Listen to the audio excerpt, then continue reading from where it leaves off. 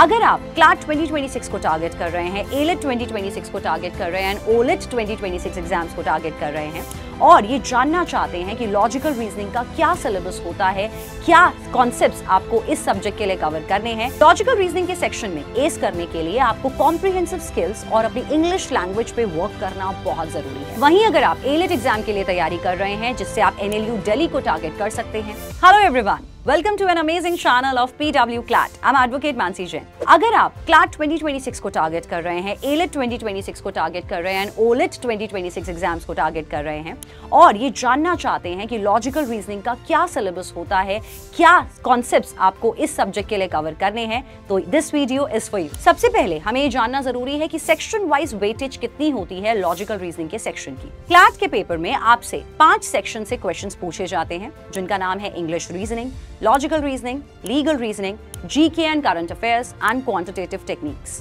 यहाँ पर logical reasoning के सेक्शन से आपसे 22 से 26 क्वेश्चंस पुट अप किए जाते हैं और 20% वेटेज इस सेक्शन की होती है in the whole paper. Logical reasoning के सेक्शन में एस करने के लिए आपको कॉम्प्रिहेंसिव स्किल्स और अपनी इंग्लिश लैंग्वेज पे वर्क करना बहुत जरूरी है। कांस्टेंट प्रैक्टिस के साथ ही आप इस सेक्शन में एस कर सकते हैं। लॉजिकल रीजनिंग के सेक्शन में आपको एक पैसेज गिवन होता है और उस पे बेस्ड क्वेश्चंस पूछे जाते हैं, जो आर्गुमेंटेटिव स्ट्रक्चर बेस्ड क्वेश्चंस होते हैं। यहाँ पर ये सब की कॉन्सेप्ट्स हैं जिनके अराउंड आपको प्रैक्टिस करने की जरूरत है। Number 1, mapping the assumptions in passages.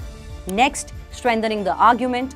Next, weakening the argument. Number 4, finding inferences and conclusion, finding flaws in the argument, finding out the meaning of the bold-faced statements, resolving the paradox in the argument, finding parallel reasoning structure, course of action-based questions, cause-effect statements, central theme and main idea questions, strong and weak arguments based questions। वहीं अगर आप elite exam के लिए तैयारी कर रहे हैं, जिससे आप NLU दिल्ली को टारगेट कर सकते हैं, तो एनालिटिकल रीजनिंग का सिलेबस जानना भी इंपॉर्टेंट है। एनालिटिकल रीजनिंग आपसे एलिट और अदर लॉ एंट्रेंस टेस्ट जैसे कि LSAT, LNAT, स्लैट जैसे एग्जाम में पूछी जाती है। एनालिटिकल रीजनिंग में ये सब कॉन्सेप्ट्स पे क्वेश्चंस आपसे पुट अप किए जाएंगे। Coding, decoding, data interpretation, analogy, calendars, syllogism, seating arrangement, alpha numeric series, clocks, blood relations, directions, statement conclusions, statement assumptions.